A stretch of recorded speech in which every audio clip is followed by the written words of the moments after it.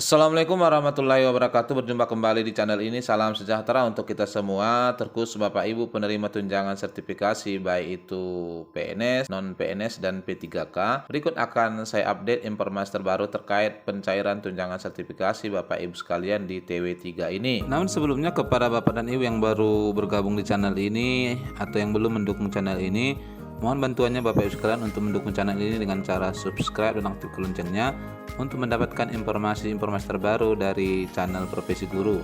Minggu ketiga bulan September ini Bapak Ibu sekalian ya, sudah mulai ada perubahan di Info GTK tahun 2023. Mana kalau di minggu lalu ini kita cek belum ada perubahan. Di hari ini kalau Bapak Ibu sekalian cek Info GTK, maka sudah ada perubahan terkait dengan perkembangan validasi. Di sini kalau kita perhatikan untuk periode TW3 ini ya, Kemendikbud sudah melakukan sinkronisasi dan penarikan data. Ini misalnya Bapak Ibu sekalian, di sini dituliskan status validasi TPG sedang proses validasi, menunggu hasil proses validasi. Ini statusnya adalah 08. Kalau kita perhatikan ini ya, update terakhirnya di 30 Agustus. Kemudian ini juga verifikasi dan validasi datanya sudah masuk di 15 September 2023. Namun baru semalam ini mulai berubah.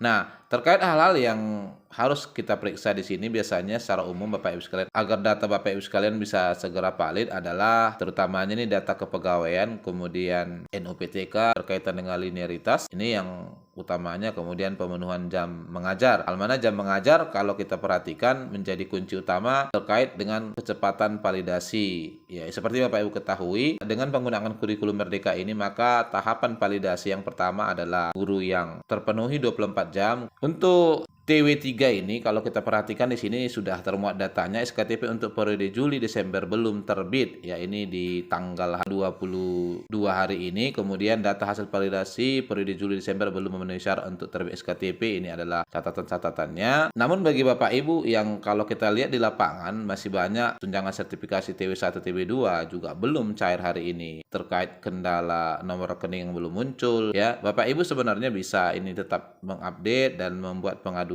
ke Kemendikbud, terutamanya ini melalui email pengaduan@kemendikbud.go.id ya. Ini bisa Bapak Ibu tempuh apabila Bapak Ibu kendala terkait dengan pencairannya. Dan kalau kita bandingkan untuk pencairan sertifikasi tahun lalu Bapak Ibu sekalian, ini sebagai pembanding saja, sesuai dengan jadwal yang ditetapkan oleh Kemendikbud memang seyogianya di awal Oktober paling tidak itu sudah mulai. Nah, tahun lalu ini Bapak Ibu sekalian untuk sertifikasi TW3 tahap 1 ini sudah mulai muncul SPM dan SP2D-nya itu di tanggal 14 Oktober 2022. Nah, oleh karena itu kalau kita perhatikan bila berjalan dengan baik nanti di pertengahan Oktober paling tidak ini sudah akan mulai ada daerah-daerah yang menerima. Terkhusus adalah daerah yang pertama kali memvalidasi, dan ini nanti yang akan pertama kali juga diterbitkan SKTP sebagai syarat pembayarannya. Ini adalah untuk PNS Bapak Ibu sekalian. Kalau untuk non PNS ini kita perhatikan memang sama seperti TW1 TW2 ada keterlambatan. Untuk TW3-nya di tahun lalu ya 2022 itu baru bisa muncul SPM dan SP2D-nya tepatnya di 29